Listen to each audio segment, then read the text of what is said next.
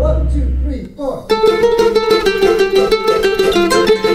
Hi everyone, this is Jewish Talk coming to you live from Nassau Community College on 90.3 WHPC, also streaming on the iHeart and the iTunes app. This program is later archived on Spreaker.com, and depending when you're listening, it can be 8 o'clock in the morning on Sunday or it can be 11 p.m. We're heard twice during this day. Unbelievable. So hi there, my name is Rabbi Perl. Good morning, good afternoon, and good evening. Of course, we also can be seen on Facebook page of WHPC as well as Anshul Pearl on my page as well. So go there right now. If you go there right now, you'll see me actually waving to everybody. Can you see me waving? I can see you waving back. Unbelievable, unbelievable. Did you wash your hands this morning? Never mind. So good morning, good afternoon, and good evening. This all depends on when you are listening and joining us. Well, today I'm going to begin.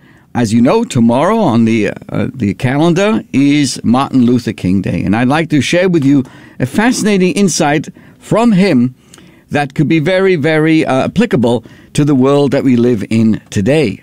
And if we took his approach on many things, there may be more success.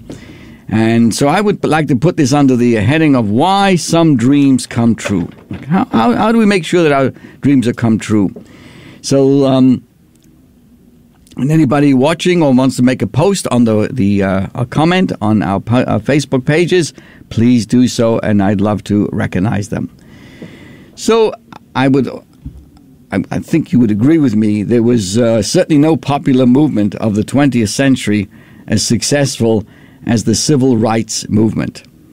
And Dr. Martin Luther King was its icon.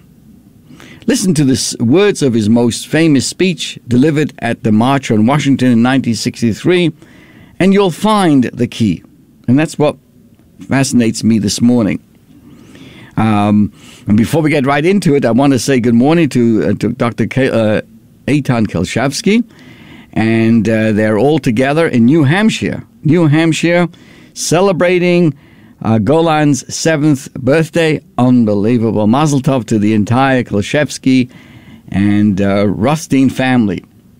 Good morning to Richard D. Rottenberg. Boker Tov. Linda Zellickson. Good morgen. Oh, good morgen. She speaks Yiddish.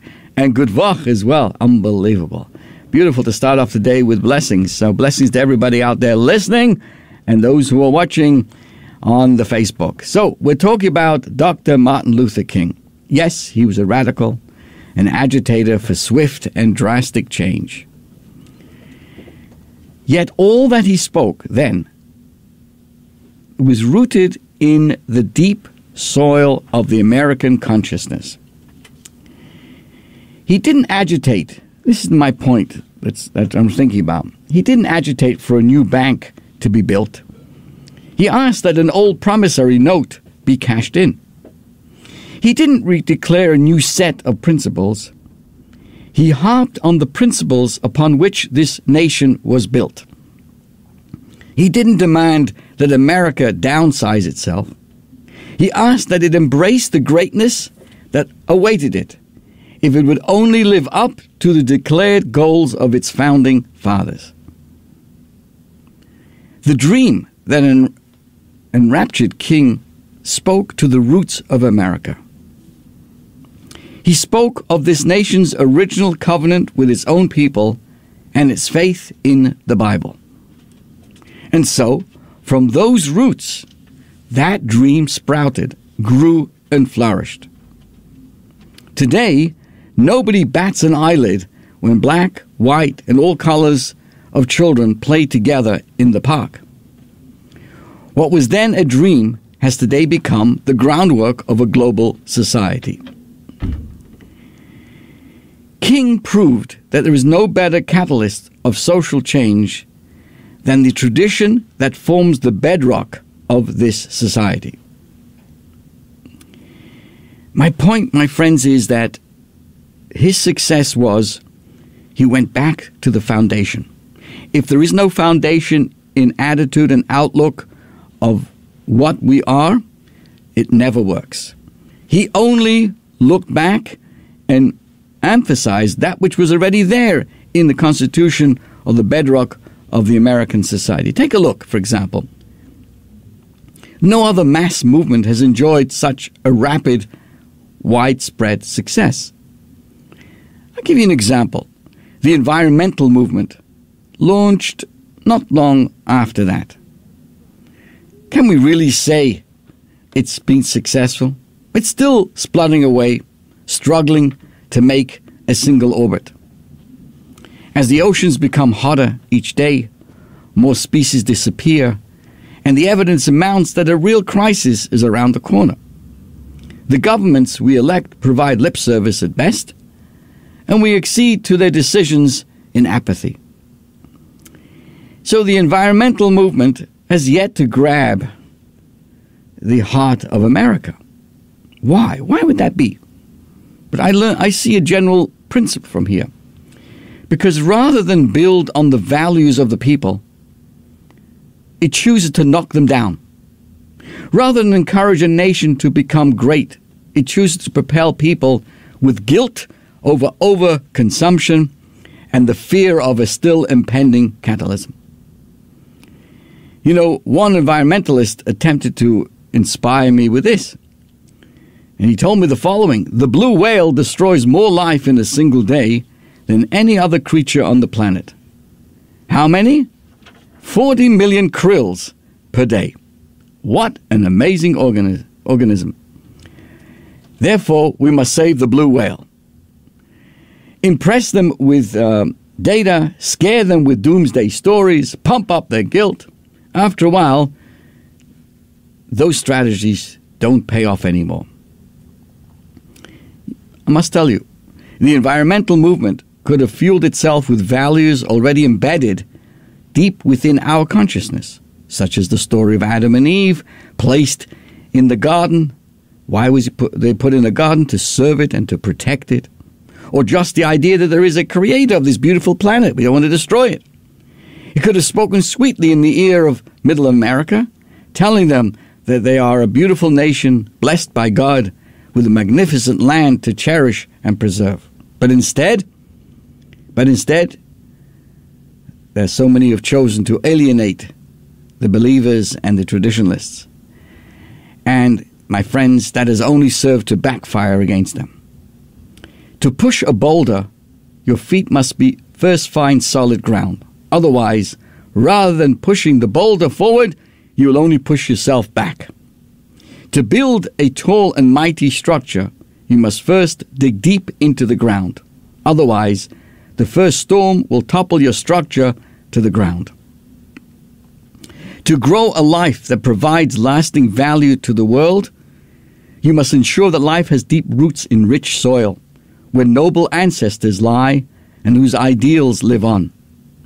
So to move a society forward, you need to take a walk back to its origin, to the fresh water springs from which its rivers flow, and then to dig yet deeper to release those living waters so they will burst through every barrier and flood the landscape, so that one day every valley shall be engulfed, every hill shall be exalted, and every mountain shall be made low, the rough places will be made plains. And I'm just quoting this, it goes on and on.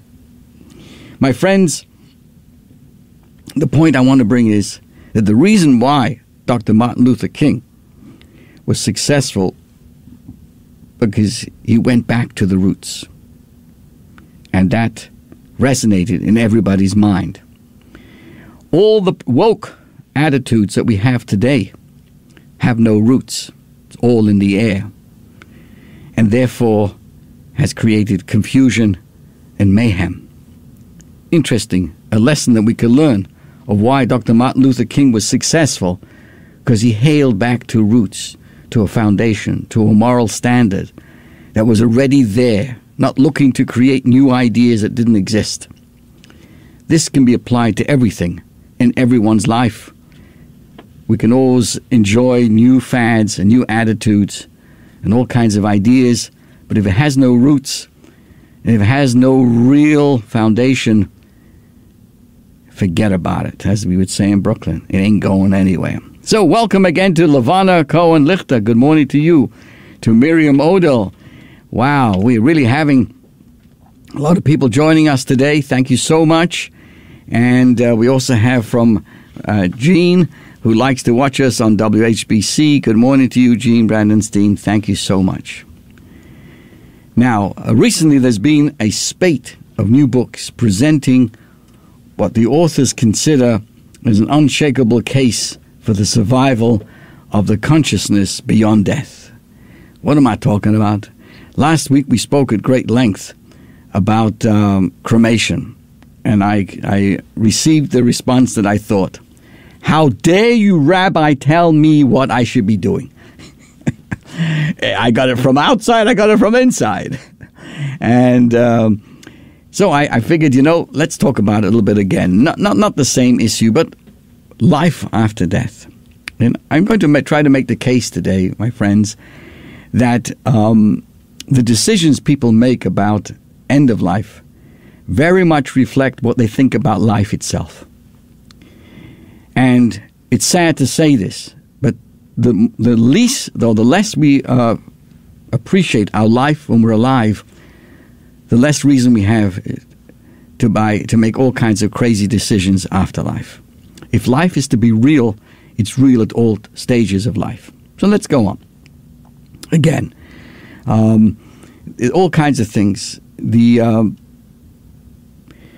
have to share with you that having somewhat of inside information Judaism gives us long before the publication of these new findings that claim to know what happens after our full life of 120 is far more satisfying than the most compelling and supposedly scientific validity for belief in afterlife. True, Jewish tradition never emphasized or even went into great detail about the specifics of the world to come. It was simply a given, a fact rooted, as biblically commentators explain, in the notion that we are created in the image of God. Since God is eternal, there's something within every one of us, the divine essence, that represents our identity and that we refer to as our souls, that must, of necessity, be equally eternal and immortal. So we all carry a piece of God's essence, divine soul, and just as God is divine, that soul is divine. Our bodies, as material creations, came from the dust of the earth and have to return to their source. They disintegrate when they are buried. But our souls are the gift of Himself that the Almighty breathed into us. They accompany us in our journey through life and do not forsake us with the end of our physical beings. So to remind everybody what we said last week, when a person is cremated, they're actually cremating their soul as well. If the soul of a person is important to them when they're alive, it's going to be important to them after they pass away.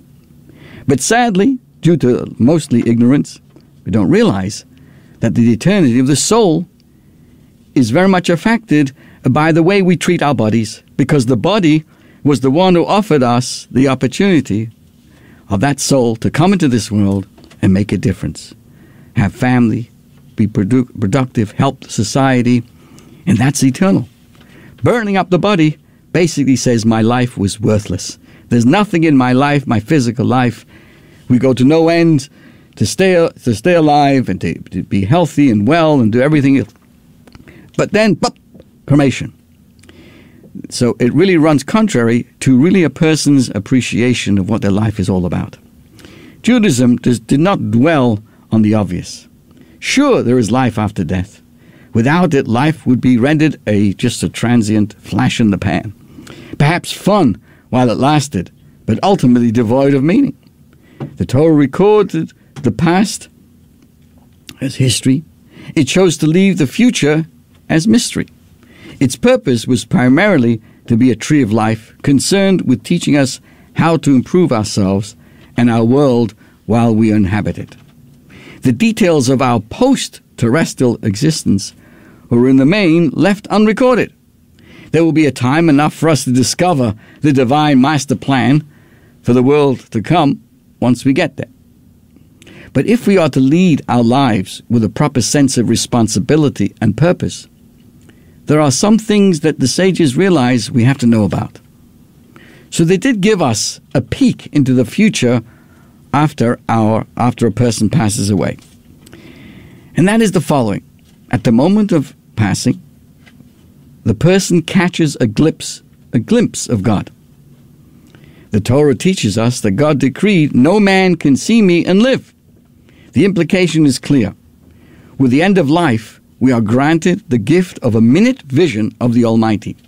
That is the reason many commentators suggest that we are obligated to close the eyes of the deceased.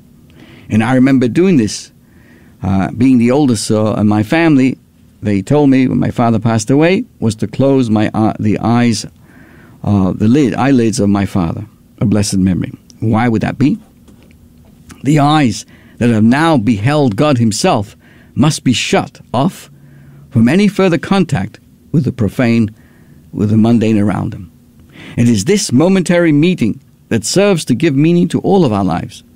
We suddenly grasp that everything we have ever done or said was now in the presence of a higher power. God is with us all the time, whether we see it or not. It is at that moment a person gets to see Hashem, but God is there all the time. Everything we accomplished or failed to do was judged by the one who created us. Know before whom we are destined to give a final accounting is the language of the Talmud. Can there be a greater incentive to do good and not evil than the knowledge that in the end it is God who will pass judgment on whether we were successful or a failure?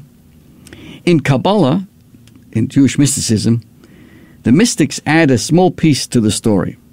It is not only God who judges us. As we bid farewell to the world, we are shown a film that contains scenes of our entire lives. We are witnesses to every moment of our days on earth as they pass before us with incredible quickness. And as we watch our own story unfold, there are times when we cringe with embarrassment, others when we smile with glee. Our past moral lapses cause us to shudder in pain. Our victories over our evil inclinations provide us with a keen sense of spiritual triumph. It is then that we realize, in retrospect, that we are alone ourselves. We are really the greatest judges of our own lives. What happens after a person passes is that we gain the wisdom to evaluate our own life by the standards of heaven, because we have finally glimpsed an eternal perspective. That is why, by the way, as a note, as a sidebar, that even if a person has left in their will, to be cremated, when a person passes on, they see the truth. It's the world of truth. And they're begging with us, please don't listen to me. And therefore, for those who feel or have this challenge, you're not doing anything wrong to override the individual. Obviously, I'm talking about hoping the family is all on the same page and would agree to a proper burial as opposed to a cremation. So I want to tell you something. I just read about this. I was so excited. I see everybody's getting nervous over there on my notes, and amazing. Thank you so much, Richard, and good morning to Larry Polonetsky. Thank you so much, Jeannie Marie, and those who are concerned about horror movies. But there is a synagogue in Jerusalem with a most unusual architectural feature. Built into one of the walls facing the congregants is a coffin. Can you imagine? You walk in there and you look up at the wall, the eastern wall, or one of the walls, and they have actually a built-in coffin. Azoi. When I remarked about this, I said, what a morbid addition. And one of the elders explained, this was the tradition of their community that has been maintained for many centuries. It has its roots in an effort to remind everyone of the cardinal truth that being mortal, we're all destined somehow or someday to face our Maker. And I'm getting notes over here, and this is amazing. Wow. I like.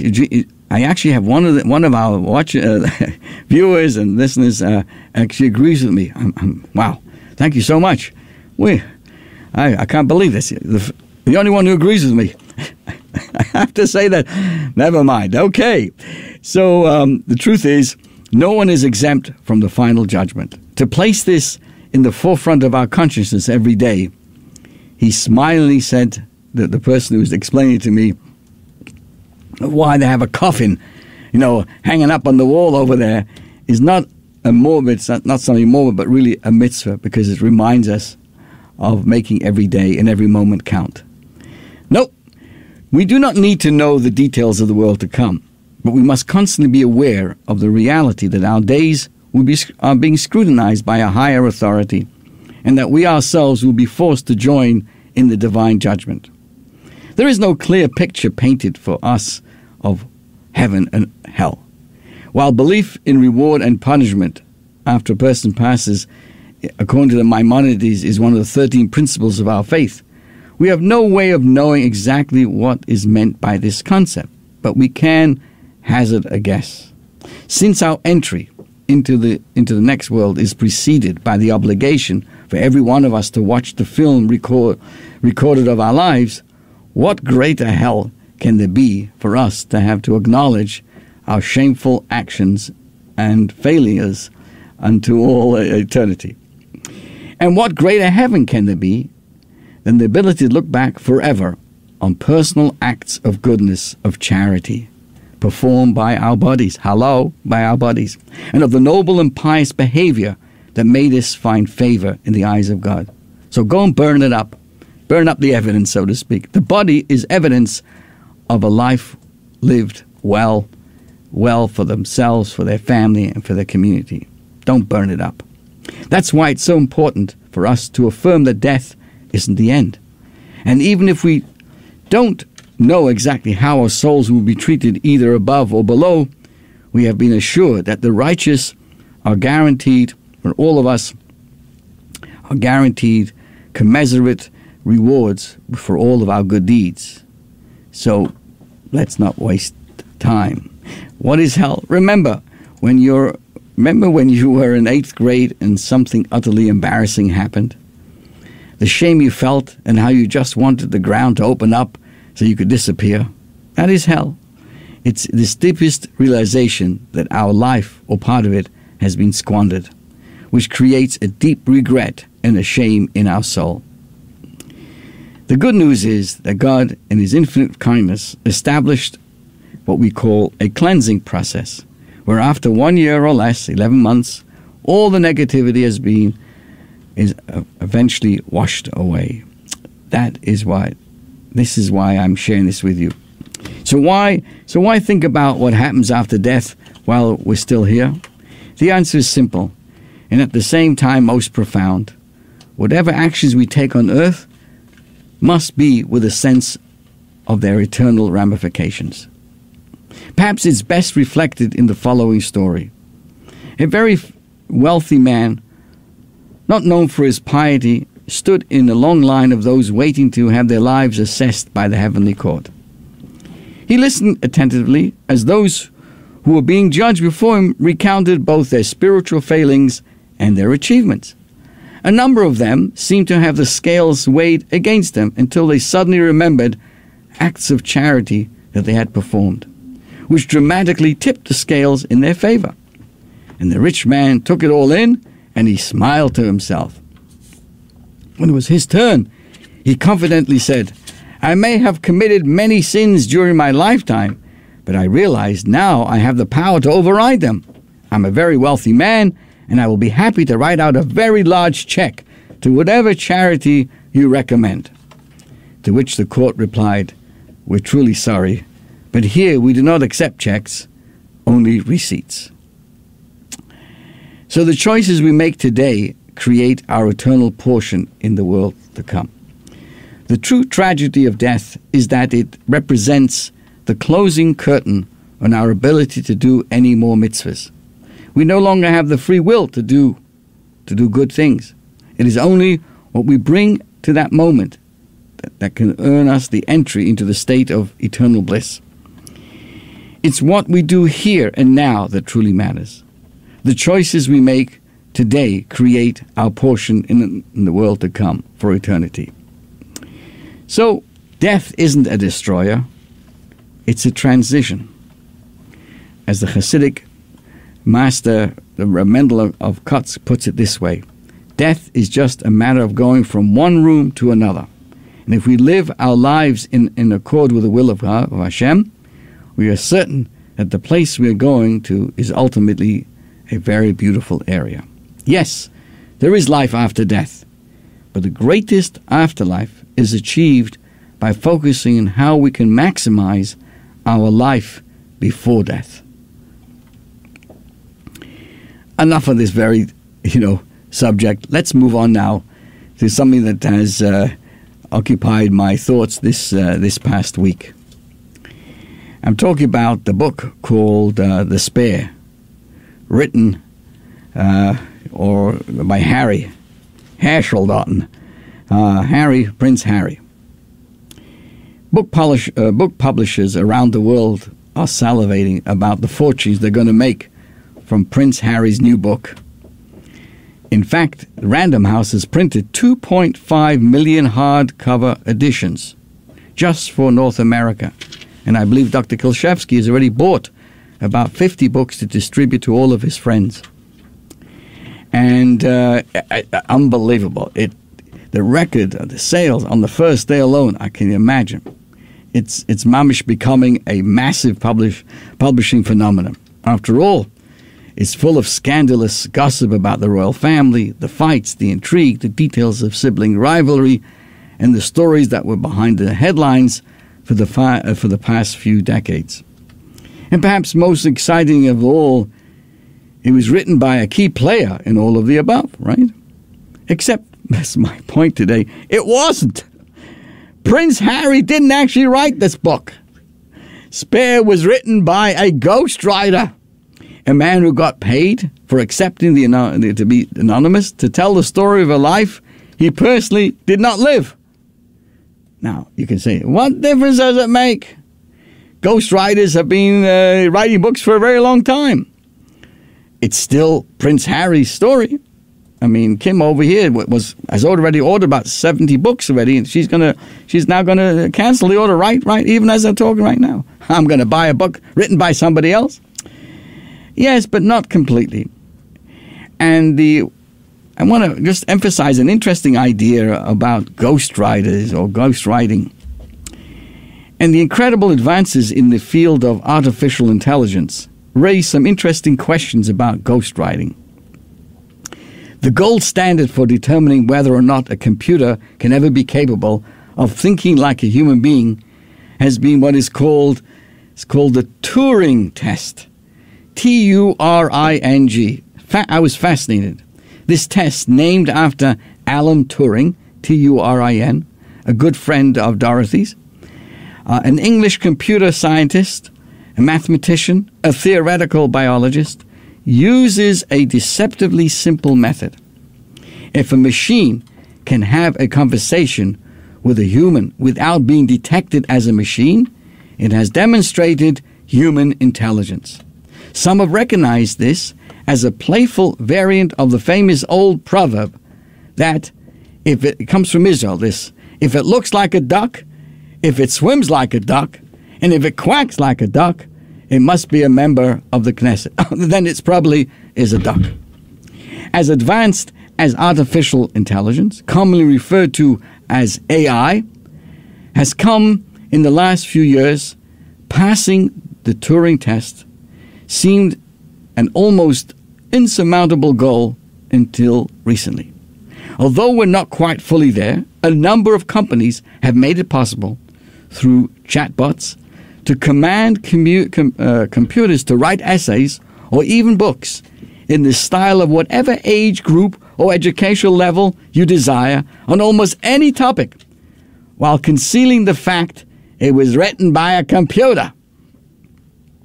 Educators are worried that writing assignments will never be the same when instructors will have no way of distinguishing between computer ghostwriters and human students. Kim, you seem to agree with this. 100%. Yeah, you like to? Yeah, please. Well, yeah, because I've just recently been introduced to some incredible website, which I just wrote down for you to check out on your own. I will say it if you want me to. Please. It's called chat.openai.com, and it's terrifying. Give it a few different. Please write a biography about me. This is where I grew up. This is my blah blah blah blah, and it'll just start typing. Wow. It's really scary. Wow. I mean, and teachers should be concerned, because I honestly don't know how you look at this and read something and you wouldn't know. It's unbelievable. Thank you. Amazing. Thank you for contributing. You're very welcome. So you see, ghostwriting by computers has its ethical challenges and can be programmed to mask any prejudice and conceal any bias. In the field of academic research, ghostwriters in medical journals may be substantially alter the significance of negative studies for the sake of financial interests of their supposed authors. In the words of Dr. Francis Collins, director of National Institutes of Health, Amichai's good friend, ghostwriting can be often be treated as a case of plagiarism, presenting as truth a version of reality as perceived by someone other than the supposed author. Of course, ghostwriting in the academic world is almost as certainly a far more serious problem than its counterpart in the literary world. A memoir is not judged by scholarship, but at the very least, a memoir should allow us to get to know the person without the filter of someone else's words or the camouflage of a paid employee who will acutely sensitive, will be, thoughtful and sensitive to inclusion of any material truly insulting to his employer. So, back to Spare. So, Spare provides a version of Prince Harry's story, but getting access into his soul requires it being written in his own words. Words create reality. God created the world through words, and God said, and it was. We are defined by our words, our own words.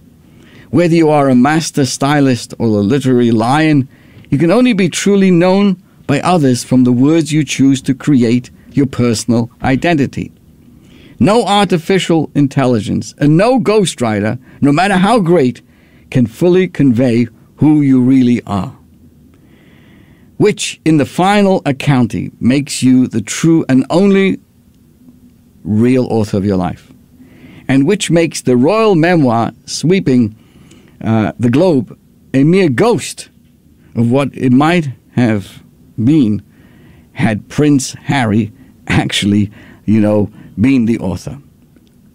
I know I don't want to, make you so upset now. You went and spent good money on buying this book, and I know that there's more books being ordered by Sybil Triggerbuff than anywhere in the South Shore area of Long Island. In fact, the Amazon is like hiring extra trucks to bring these books to the South Shore. But in all seriousness, a book written by a ghostwriter, does it really bring? I'll tell you something. What comes to mind is there is one book that's no ghostwriter. That's the Torah. Exact words what God wanted.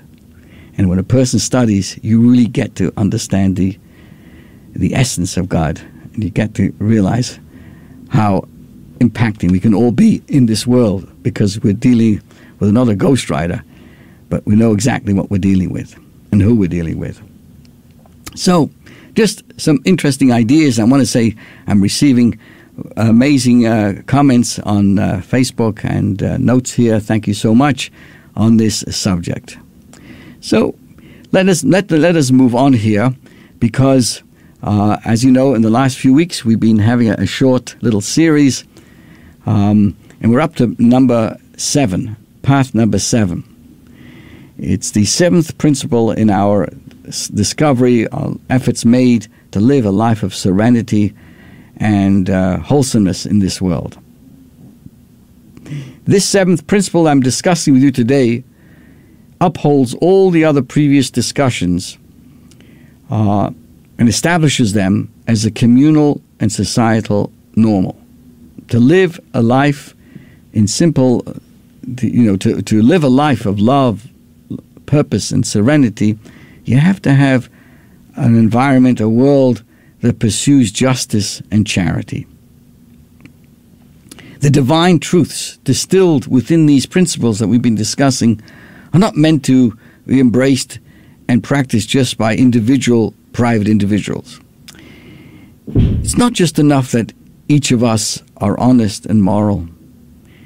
If we live in a society where that doesn't follow through, it has terrible results. What do we learn? The world is established on three things: justice, truth, and peace. We need a system of justice. Truth cannot be widely upheld, and there will be no peace. Only a society that follows fair laws is a peaceful society.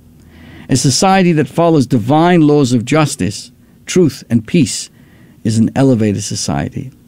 It's very hard, or it's very important, I should say, in a positive manner, for us to live and to work and to promote a society that is filled with justice, truth, and peace.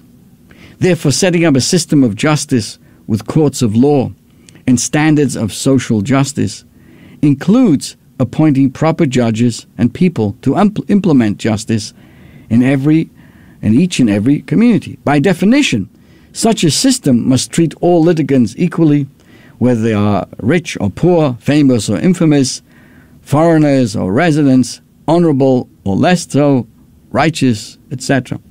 Any injustice anywhere in the world is our problem. We can't just simply say, listen, in my home, in my community, everything is beautiful. If something is going wrong in the world, it affects us all. And we are responsible to ensure that righteousness prevails and there are unbiased communal structures that serve this purpose. Not to be political, but understand the ongoing discussion about bail law and no bail law and all that's going on. One important practice of this principle is to pursue social beneficial activities, which is giving charity, visiting the sick, honoring the elders, keeping one's word, not lying, and carefully practicing all the other discussions that we've had with and sharing it with others. Ultimate judgment and true justice is the Creator's alone. Yet we are asked to be co-creators, so to speak, with the Creator in creating and sustaining a hospitable world. When we do our part to help right the wrongs of society, uphold law and order, and secure justice for all, we are now acting as co-creators. You know, all of us, souls are willing to descend from paradise into this challenging world, and we live 70, 80 or more years. This is a famous teaching. Why would this soul be? In order to have the opportunity to do even one act of kindness or charity. We usually think of charity as specifically giving money, clothing, or food to someone who needs them. The English word charity comes from the Latin word caritas, which originally means dearness, high in price, or valuable.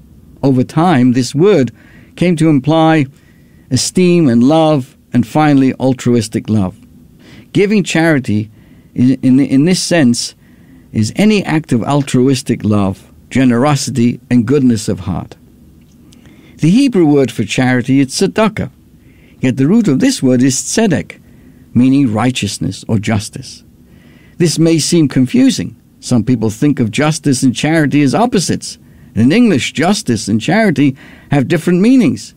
So how is giving money to a person in need an act of justice? The truth is, an act of charity is not just a praiseworthy or kind act. It is the right and just thing to do. We are obligated to give charity to someone who needs it because the money or food is meant to be given to them. We may possess objects or money, but we don't own them. As creations, we possess lots of things, including our body, but we do not own anything. That's why, going back to our burning issue of cremation, we don't own our bodies. Our bodies are on loan from Hashem. We are merely entrusted with possessions and nourishment. Some of it is meant for us and our family, and some is meant for others who cross our path. If someone is wealthier than another, that is because he or she has been entrusted to distribute some of that wealth to the other. In other words, what you give to a needier person is rightfully theirs. It is only right and just that you give it to them. Therefore, the proper way to give charity is to give with the understanding that you are doing justice. The money you're giving to the poor has been offered to you as a gift from above, to be kept in your trust until you are able to distribute a portion of it to its rightful recipient, the poor person. If I give, thinking this thing is mine, earned through my hard work, but from the goodness of my heart, I will transfer your ownership to the other, I'm subtly looking down on the other. If I give, knowing that what I possess is intended by Hashem, the divine orchestrator, for someone else, I realize that I'm equal to the other, and God has entrusted me the role of giver, and the other person has been entrusted to be the receiver. In our synagogue, we started an important class on the Shabbos morning to study the book of Psalms in detail. And one of the things that we learned only yesterday, that how much we can learn from the nature around us. Nature follows the rules and regulations, so to speak. And what we, as human beings, with the power of choice, can learn from the skies, from the planets, to stay in orbit, to stay in the right lane, and to accomplish great things, just as we see the sun and the moon and the stars, etc. In this way, true charity establishes a relationship between the giver and the receiver, and reveals a deep bond between them.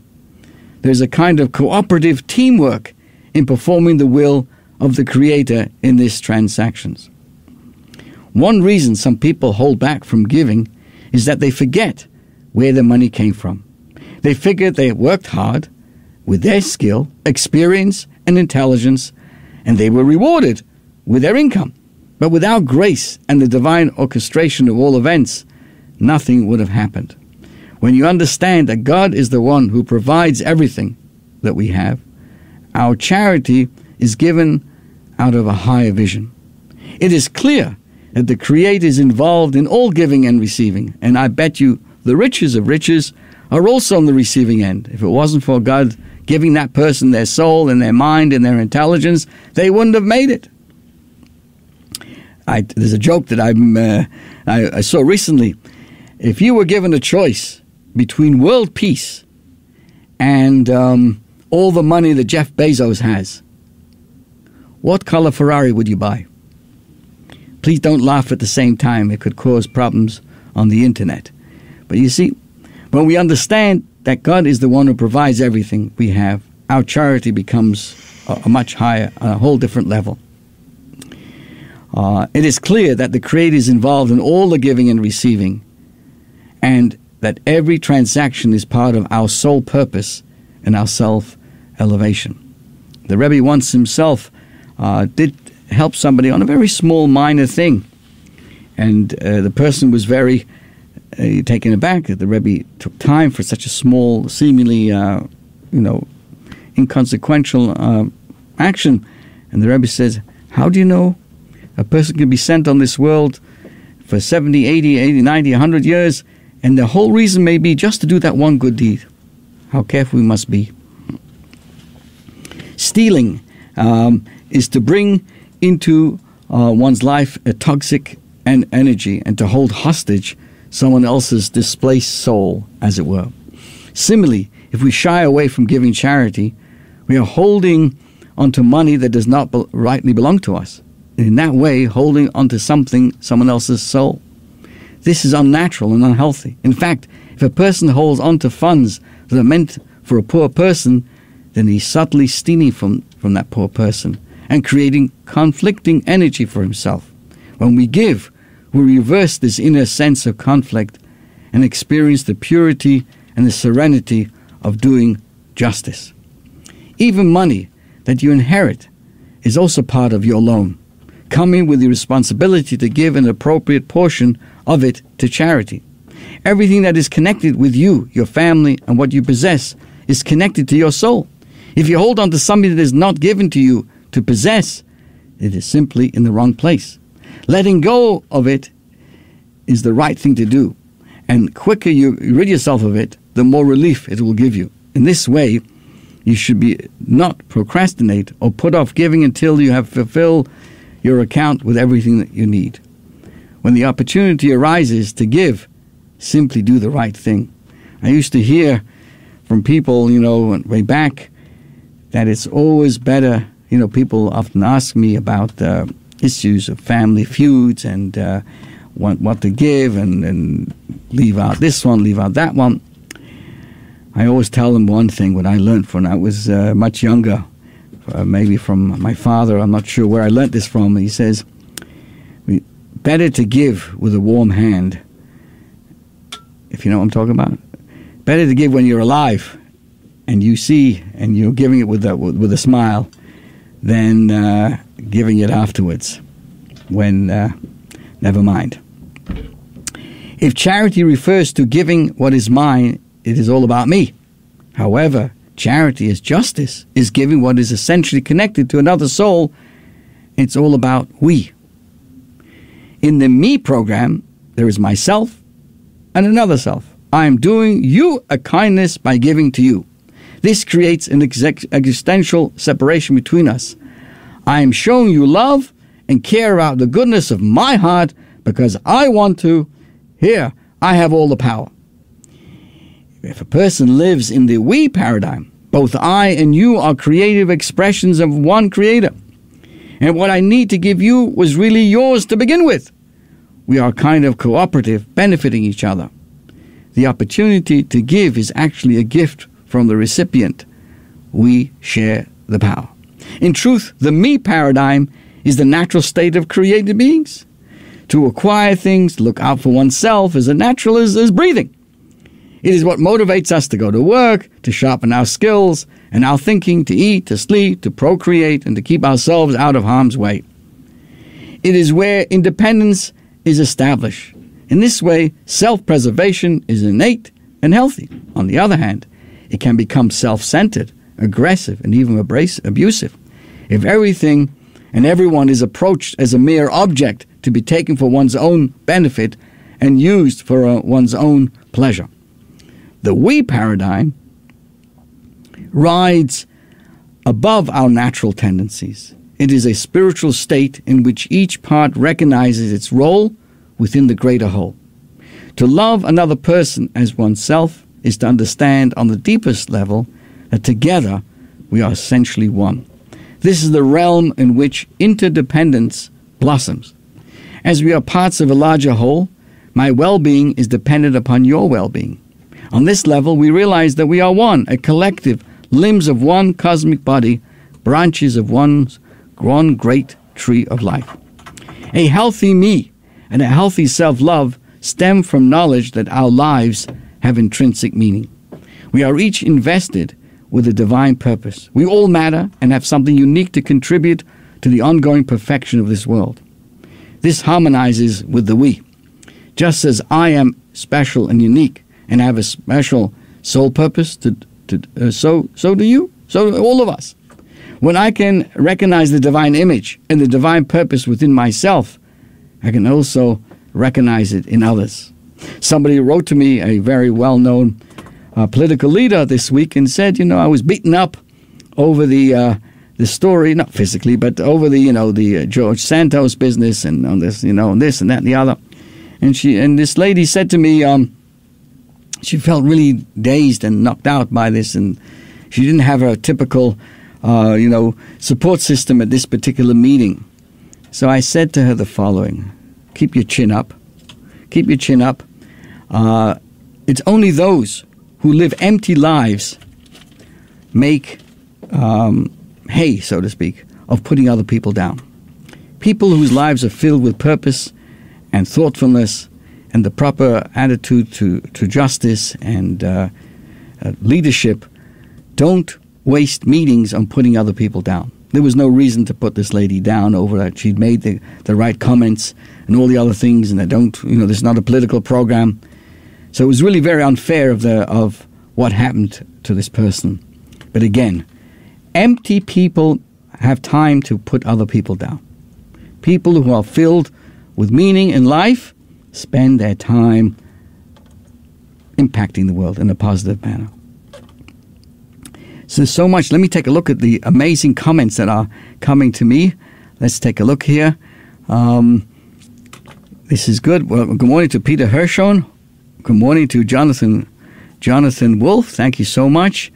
Let's see now. Rabbi, is it permissible?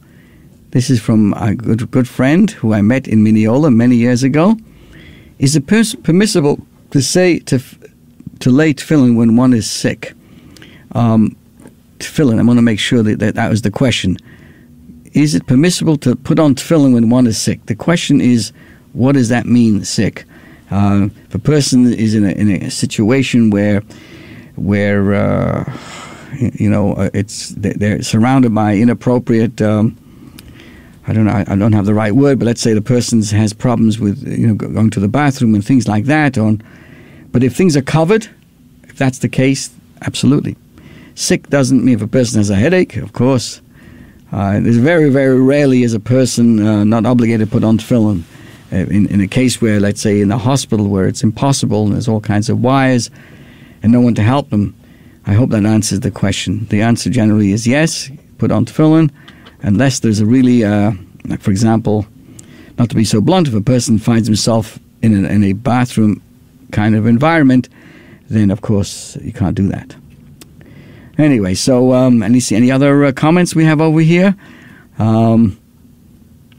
Yes, Linda Zellickson talks about the next world to come. We watch the life being played back. That's exactly what we discussed earlier on today, how a person must be very careful because what we do is actually played back to us at a time like that. Okay, thank you so much to everybody. So you see, dear friends, there's so much for us to talk about, and in so many things that we do. Let's see now. We want to say good morning to Patty Fuchs. Wow, we miss you. How's everybody? How's your mother? Shavua Tov. We wishing you the best. And let's see now. Okay, thank you so much. I've got some nice comments here about our insight to Dr. Martin Luther King, whose celebration is tomorrow, of how what we can learn, the fact that he always sourced his campaigns on what was already there. Didn't bring in woke ideas as we see today. Woke ideas don't come and don't last that long because it's all based on hot air. So, based on natural data, one would think that the more they receive, the greater their pleasure. Yet the opposite is true. In fact, the most satisfying pleasure in the world is not to receive, but to give. If we want to receive a great gift, the greatest gift we can receive is to give to others. A person experiences more inner joy and lasting pleasure from giving. For instance, when you walk down the street and drop a coin in a needy person's cup, if you're sensitive, you will realize that you feel better than you would if you found a coin in the street and pocketed it. The deeper reason behind this phenomenon is that by giving, we're accessing our deepest selves and tapping into our inner spark of Creator. That's our divine image. Therefore, revealing the presence of the giver of life within us when we do that.